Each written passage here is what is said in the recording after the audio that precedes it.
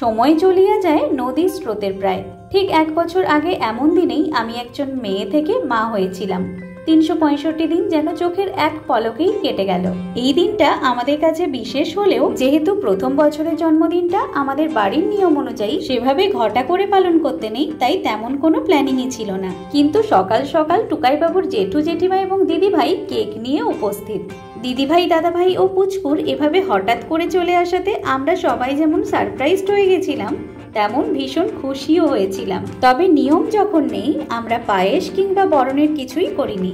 আগের দিন পুজো দিয়ে প্রসাদ রাখা হয়েছিল। প্রথমে পুচকের মুখে ওই প্রসাদই একটু করে ছুঁয়ে দিয়েছিলাম, তারপরে একসাথে ওদের 2 ভাই বোনের হাত ধরে কেকটা কেটে নিয়েছিলাম।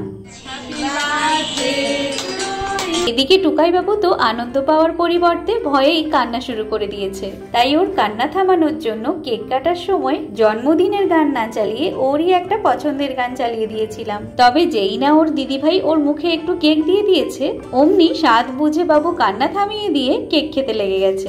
এতক্ষণে ভিডিওতে টুকাইয়ের দিদা দাদুর দেখা পাওয়া গেল। একটু কাজের ব্যস্ততার জন্য আর হঠাৎ করেই সবকিছু হওয়ার জন্য ঠাকুমা ঠাকুরদাদা বাদ পড়ে গেছে, আর ওর বাবা তো ক্যামেরার পেছনেই রয়েছে।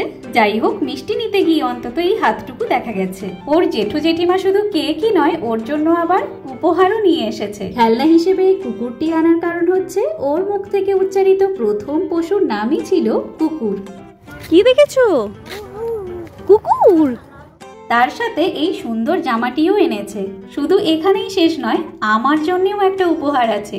দাদাভাইকে রাখি পরাতে গিয়েছিলাম বলে আমার জন্য আবার এই সুন্দর ব্যাগটা নিয়ে এসেছে। কিন্তু আমি সত্যিই মন থেকেই রাখি পরাতে গিয়েছিলাম, পরিবর্তে এমন কিছু একটা যে পাবো একদমই আশা করিনি। রাখি পরিয়েও যদি এত সুন্দর একটা উপহার পাওয়া যায়, তাহলে তো আমি রোজ রোজই রাখি পরাবো। আমাদের অন্বেষণ বাবুর প্রথম জন্মদিনটা এভাবেই কেটে গেছে। আজকের মিনি ব্লগটা বাবা ছেলের একটা মিষ্টি মুহূর্ত দিয়েই সমাপ্ত করছি। আসবো পরের ভিডিও নিয়ে। আজকের জন্য টাটা।